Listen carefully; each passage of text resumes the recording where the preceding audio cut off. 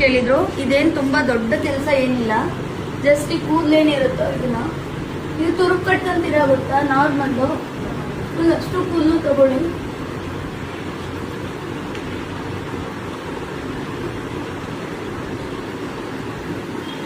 ಅಷ್ಟು ಹೇರ್ನ ತಗೊಂಡ್ಬಿಟ್ಟು ನೀಟಾಗಿ ಒಂದು ರೌಂಡ್ನ ಟ್ವಿಸ್ಟ್ ಮಾಡ್ಕೊಳ್ಳಿ. ಸೊ ಟ್ವಿಸ್ಟ್ ಮಾಡಿ ಜಸ್ಟ್ ಒಳಗಡೆಯಿಂದ ಹೀಗೆ ಬಿಡಿ. ಕಾಣಿಸ್ತಿದ್ಯಾ?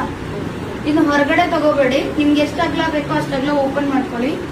ಇದು ಕಡ್ಡಿ. ಸೊ ಇದನ್ನ ಇದ್ರೊಳಗಡೆ ಪಾಸ್ ಮಾಡಿ ನಿಮ್ ಹೇರ್ ಏನಿತ್ತು ಅದ್ರ ಜೊತೆಗೆ ಇದು ಹಿಂಗೆ ಹೊರಗಡೆ ಬರಬೇಕು.